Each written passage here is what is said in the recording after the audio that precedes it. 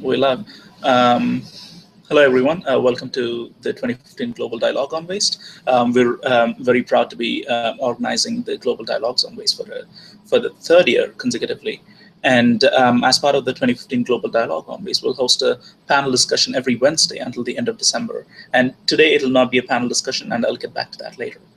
Our next panel will be on next week. Will be on community engagement, and it'll be moderated by Zoe Lenkiewicz. And you can learn more about that, the time and other details of all upcoming panels by following us on social media or by subscribing to our newsletter. We welcome you to join this conversation with your questions and comments. You can use the live chat window on our homepage or tweet to us at BeWasteWise. If you're watching this video after its live broadcast, you can find recordings of all our panel discussions on our website, www.wastewise.be. Finally, thanks to commongroundcompost.com for adding events in the 2015 Global Dialogue on Waste to their public calendar. And today's event was organized really at the last minute, and I thank Jeff Kirschner, who's with us today, for joining us, for making it happen. And unfortunately, Blake Rupe of Reapp, she will not be able to make it. So today we decided to make this interview, a 30-minute interview, not a 45-minute panel discussion that we generally have. And Jeff will talk to us about Literati, how it started, and where it's going right now, and how the app that he created in the Instagram profile make real life changes on the ground. So thank you again for joining us, and let's welcome Jeff to the WasteWise 2015 Global Dialogue on Waste. Hi, Jeff. How are you doing? I'm well, Ranjit. Thank you for having me. Sure. Could you please tell us a little bit about Literati and yourself? It was really interesting to know that you're a writer by profession. So can you tell us about that and how you got into Literati? Sure. Yeah, I started my career working in advertising for an ad agency called Chiat Day. And what was interesting was that I was, for the first time in my life, surrounded by people who were really passionate about their craft. And, you know, I was so low in the organization that I wasn't even on a totem pole. I was, you know, fetching coffee, but I was surrounded by people who really took pride in what they were doing. And I think it instilled in me a notion that there's something that can be said for really being dedicated to the work that one does. So that was sort of how I started my career. And that was, you know, quite some time ago. And I live in the Bay Area, and the dot-com bubble blew up. So I, like everybody else, lost my job and had an idea to start a company, and which is probably the wrong reason, I think, to become an entrepreneur. I started becoming an entrepreneur because I thought it would be cool to be an entrepreneur, which is, in my opinion, the absolute wrong reason to do it. I believe you do it to see a problem in the world and you want to fix it. So anyway, I started this first company, and it was a venture-backed company, and ran that for quite some time, and did not end successfully, which should be no surprise. And then got back into writing and consulting, and then that led me to Literati in the most unexpected way. What happened was I was walking through the woods with my two little kids, and my 4-year-old daughter noticed that somebody had thrown a plastic tub of cat litter into a creek. She looked at me and said, "Daddy, that doesn't go there." And I know this sounds like a cliche, Ranjit, but that was the eye-opening moment. And when she said that, all of a sudden I saw nothing but trash and litter everywhere. And I live in the Bay Area, a place that's known for being environmentally progressive. But when she said that, it reminded me of when I was a kid going to camp. I used to go to summer camp in upstate New York, and I'd go away for 2 months. And on the morning of visiting day, before they'd let our parents come in, our camp director would say, "Quick, everybody go out and pick up 5 pieces of trash." So now you had a couple hundred kids each picking up 5 pieces. And within a few minutes, we had a much cleaner camp. We were crowdsourced cleaning the camp long before that phrase meant anything to anybody. And that was really the inspiration for starting Literati. Great. Talking about cliches, I think we have so many environmental and social problems around us, and it's really difficult to pay attention to all of them and living life, just going on with life. So I think everyone has a story which kind of gets them going about a certain issue, and I think so. Yeah, I understand where you're coming from, and interesting that you're talking about entrepreneurship, because at Be Waste Wise we have a good focus on entrepreneurship. Because waste is just such a huge problem globally and the only way to break through the existing systems is through entrepreneurs. So maybe we can have you next year to talk a little bit about that and your experiences in Literati. But you've started two other companies, and and now you're with Literati. What do you see as the change between that industry and this industry? And when you say that industry, you mean just the mobile industry in general? Yes, yeah.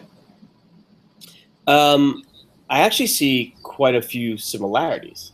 I see the first industry, I see mobile really penetrating everything, right? And I don't think waste is really that different. And what I mean by that is, if you look at the technologies that are now becoming commonplace, cloud computing, big data and analytics, storage capabilities, and certainly mobile computing leading a lot of that way, I think what's happening in industries like waste is that some of the more cutting edge technologies are starting to bleed over into waste, and the waste industry is trying to figure out how they can leverage some of those technologies to benefit the existing incumbent companies, or even start new companies to disrupt what's already there.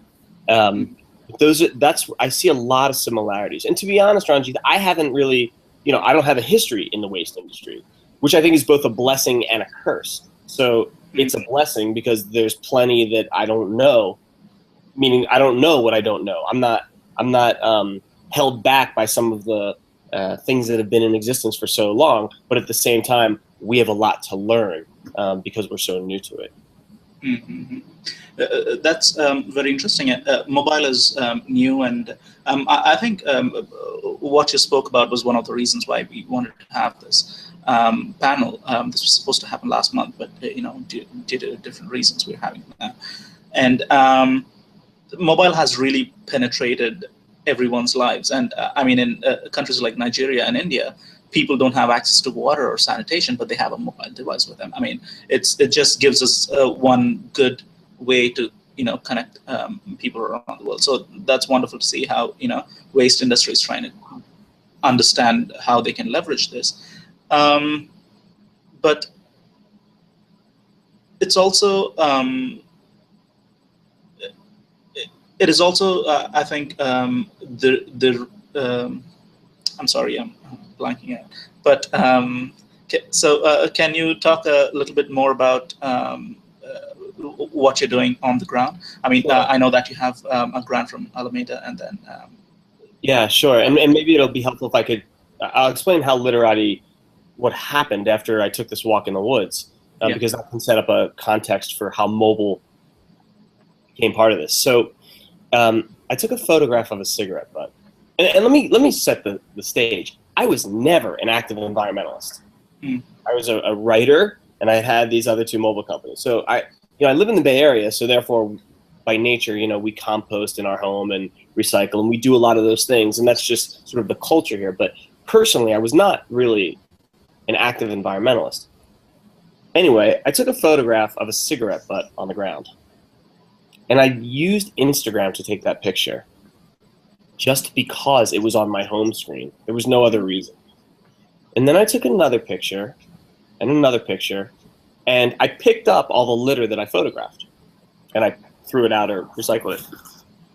And I noticed two things happening to me. The first was litter suddenly became approachable. It went from being this blight on the ground that I either A, didn't notice, or B, wanted nothing to do with, into a photo opportunity. It went from being this thing that I didn't see to, oh, there's an opportunity to be artistic, all because of Instagram. The second thing that happened to me was that at the end of a few days, I had taken 20 or 30 photographs, and again, picked up everything that I had photographed. And I realized that by looking at my phone, I was effectively keeping a record of the impact I was having on the planet, right? I knew that that was 20 less things that you might see, or somebody else might step on, or some bird might ingest. And I just thought that was cool. I knew that was intuitively good. I had no idea what I could do with that information. I just thought it was really interesting. So I started telling people what I was doing. And what started out with that first cigarette butt, today will cross over 169,000 pieces in 51 countries around the world. That was all built on top of Instagram. We've now, because of a number of occurrences, we've now built out an entire back-end platform and just launched an iOS app that went live in the App Store. Android is in development. And the idea is to build a product and design an experience that not only is simple, that turns anyone into really a citizen scientist and helps us all build this global database of litter. Not only is really simple and seamless, but also makes them feel empowered that they can make a difference with one simple act. Because the reality is, everything that you pick up does make a difference. Individually, you can make a difference, but together, we can create an impact. We are literally a community now around the globe that is crowdsourced cleaning the planet all together, and through that process, collecting all this data so that we can be smarter about, to your point, a massive problem. Right. And thank you for that. That was very insightful. And are you aware of something called the Marine Debris Tracker from the University of Georgia? They seem to be doing similar, but also a big community, which could be, potentially helpful for you. Yes, I do know the Marine Debris Tracker and Jenna Jembeck and her work, and I think it's fantastic. This is a massive problem, and we need as many different solutions and as many people trying to figure it out as possible. Right. And so what I wanted to talk about earlier was you were talking about how you're new to the industry or to waste, let's say, and how you are trying to learn. And I just wanted to offer that Be Waste Wise has a good network of professionals from around the world in waste management. And just in case you need any help, I mean, they're a very helpful bunch. So, and they're willing to share a lot of information and expertise. So just in case you need any help, please feel free to, approach us. Thank you very much. I am sure you and I will be chatting. Great, wonderful. We need as much help as we can get, right? We want to make sure that we're approaching this from an intelligent and strategic perspective. And what's interesting to me about litter specifically is that it's such a complex problem. Not only is it a cultural problem, right? That is different in each and every culture, right? In the middle of where I live, there's litter all over the place. You go to Singapore, the streets are spotless. So what can we learn about Singapore society that enables their streets to be so clean? And how do we bring that back to a place like the Bay Area? Or what do we learn about trash can design? Or the frequency with which trash trucks go by and how they're designed? Do things fly out of them? Are trash cans not used effectively? I think there's a lot to be learned, and it's a really complex problem. But our belief is that the best way to start to make sense of the problem is with data, so that we can be more intelligent about the problem at hand, and our solutions can be driven by that data, by that evidence, rather than just here's what we think we should do. Right. And I watched you talk about the patterns you were seeing when you collected, or when you had, all these people collect different pieces of trash. I mean, the patterns about which localities or which communities were having the most litter, or patterns about which kinds of wastes or brands waste is seen outside. Can you talk a little bit about that and how you're maybe trying to make, impact on the ground? Sure. So in terms of areas, so with our application, every single piece that you photograph and pick up is geotagged. So we're able to pinpoint a precise location. And we, if you look at literati.org, on our website, we have a map of the world that shows all of the litter that's being picked up by the community worldwide.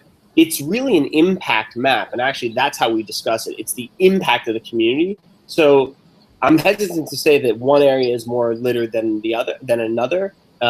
What our map shows is where the literati community is having the biggest impact today. Now, we're still in our infancy. We're just getting started. And while 9,000 pieces is great when we started with one cigarette butt, it's nothing, right? There's 169,000 pieces in a 5-square block in downtown San Francisco, and that's not an exaggeration. That's how pervasive this problem is.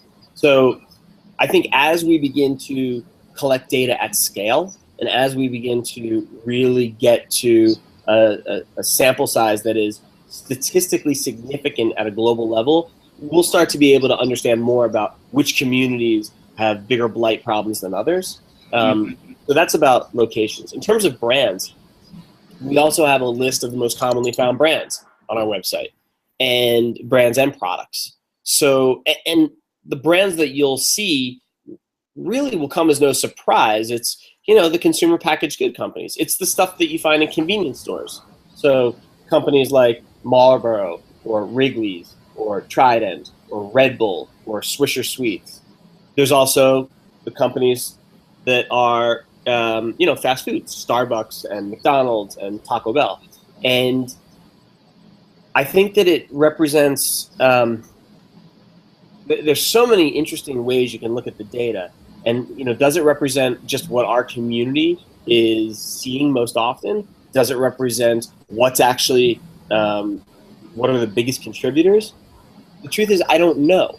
We're just getting started, but it's going to start to inform the story. And our position with the brands is not to be antagonistic. We have no desire to go after a brand to shame them. Why? 2 reasons. One, I don't think that serves the best interest of the world. And 2, I don't want to live my life that way. Like, I have no desire to walk into a Taco Bell and say to their CEO, Brian Nichol, hey, this is your problem, clean it up. I don't think that's the right way. I think the right way is to say, Brian, we have a shared responsibility. How do we position Taco Bell and all of the Yum brands to become thought leaders in this problem? How do you help become part of the solution so that your brand is put in a favorable light? And that's very interesting, talking about that, because I think that's something for this millennial generation. I'm not sure if you're part of it, but I mean, this generation has seen something as a reconciling generation. I mean, we try to reconcile differences. Earlier, the environmental movement was, it was different. So now it's seen more as shared responsibility, like you mentioned, right. Who was the problem. So good to hear that. Another thing that I wanted to add was, so you'll be able to see patterns when you have enough scale. That's what you're saying. Yes. Right. Okay, great. And by the way, let me give you an example of what I mean by that. Sure. One of the pieces of data we collect is time. Every single piece has a timestamp. So why is that interesting? Well, on November 1st, we see a ton of candy wrappers because of Halloween the night before. On July 5th, we see a lot of flags and fireworks because of Independence Day. So we can start to use time and that data to understand patterns about what types of litter are seen during different times of the year. And so the question is, and I don't have the answers, but the question is, how do we think about that differently? If we know that we're going to see a lot of Hershey's wrappers on the ground, is there messaging that we can do to prevent that? Can Hershey step up and do something to prevent that? It's just a piece of information that we really never had before. And so how do we use that effectively? So tell us a little bit about your conversations with brands. Have you had any, or how has the response been? We've had a few. My intention has been to wait. I never wanted to reach out to the chief sustainability officers or the chief marketing officers of any of the brands until I felt that we had a significant story to tell and a compelling reason to work together. But we have had a few. The response has been very positive, and you can imagine there's tension there, right? Because some people would suggest that it's their fault, and I think some of the brands are probably a little nervous that we might come out and say, hey, it's your fault, and we can provide the data and show that publicly. I've made it very clear in my conversations with these few brands that that's not the case, at least from us. My belief is we're all in this thing together. We all caused the problem together. We need to all come up with a solution together. So I think the brands have felt reassured that that's a good way forward, and we'll see if we can bring them together to step up to really help lead the solution, because I think a lot of this problem is going to be working with corporate America to create better forms of packaging, design more sustainable materials, and really start to think long term, because the current status quo is just not working. And tell us about how you're using the app to increase public awareness with children.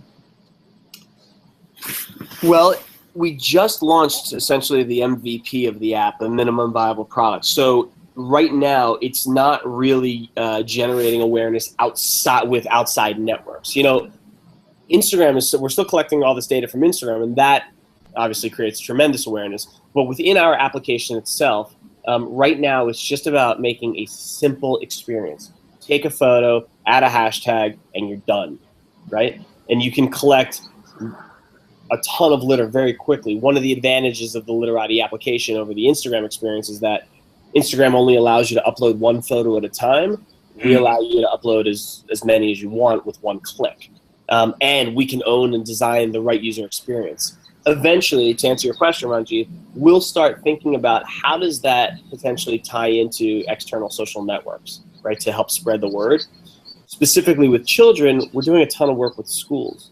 And what we're finding is just by enabling a child, empowering a child to have a different experience with litter, meaning take a photograph of something, classify it as, you know, a McDonald's cup, and then properly discard of it, that interaction, that closeness, that intimacy with their environment creates a whole new level of awareness beyond just picking something up. When you pick something up, it's wonderful, but in a sense, it's somewhat mindless. You're not as present with what you are doing, one could say, and you're certainly not paying attention, as much attention, to what it is that you're actually picking up. And what we've noticed with students is that they're starting to question, like, well, why did this Camel cigarette pack end up on the ground? Did someone throw it there? Did it fly out of a trash can? And that alone is creating a greater level of awareness and really consciousness. Interesting. And have you seen other mobile applications in waste management? And also, how do you think cities or waste management companies can leverage some of these applications? I have seen a couple of other waste applications, and it's interesting. People seem to be taking different approaches. You know, you talk to the folks at big companies like Waste Management and Recology. Recology is the company in San Francisco that handles all of the city's waste. You know, they're massive, massive billion-dollar businesses, and they recognize that there's a massive problem, and I think they're looking at some of the smaller startups and saying, how can we leverage what they're doing to improve our business, right? Whether it's improve our business image, improve our differentiated offering, improve our bottom line. I think those conversations are starting to take place. But again, I think it's really early. I'm trying to think if there's any applications that I've seen that have really struck me as powerful ones. And nothing's coming to mind at the moment. But again, back to this idea of, you know, I don't look at it as competition. I look at it as we're all in this together. It takes a village. We have a big problem to solve. And the more ideas that come to the table, the better. Yeah, yeah. And it is a global problem. So I think, yeah, I agree. We need as many solutions as possible and people with solutions as possible. And great. And do you have any concluding remarks about, you know, mobile applications and waste management and, you know, how it could improve further into the future? And you keep saying that this is the starting, so maybe you could also talk a little bit about that. I think we're just at the beginning of, not only is Literati just beginning, but we're at the beginning of this mobile revolution, right? So I think there are now, my numbers are not accurate, but I think, you know, several billion mobile phones, several billion smartphones are now in the global marketplace. I think those numbers are going to reach 5 billion very quickly. There's 7 billion people on the planet. So think about that for a second. A majority of the people living on this planet have access to smartphones in their pocket. That's incredibly powerful. What could happen with that community, with the global community, if we were all focused on one problem, right? And so if we can leverage mobile to provide a simple solution to a problem, it would not be crazy to think that in 5-10 years we could start to have a pretty good handle on it. It's obviously going to take much longer than that to solve it, but we can be so far along in a very short, relatively speaking, a very short period of time. And I think mobile is going to be the key driver to that. Then you start overlaying things like automated technologies and really big data and analytics. How can we look at other data sets? How do we take litter and then start overlaying other data sets, whether it's weather or topographical maps of cities or commercial store locations? How do we start to get smarter about these problems? And I think that mobile and all the technologies surrounding it are going to drive that. And I really love that you're trying to address the problem of litter, because as opposed to waste management, litter is a slightly different problem, and it's a tougher cookie to crack. And waste management has solutions, and it has a good literature and expertise around the world. But when it comes to litter itself, I mean, it's really we're nowhere out there with solutions. So I think it's just wonderful that you're addressing this problem. And when I came across Literati about 2 years ago, I was really impressed that you were doing this. And I also love the name of Literati, so I thought that was clever. So, and we have only 3 more minutes. Do you have any other concluding remarks before we leave? Or I would, to your audience, I would say, we'd love you to join the community. And, take a look. If you're on an iPhone, we have an application in the App Store. We'd love you to try it out. We're open to any and all feedback. You can just email support@literati.org. We'd love to hear what you think, good, bad, or otherwise. And, it's not hard to make a difference. Just start by picking up one piece.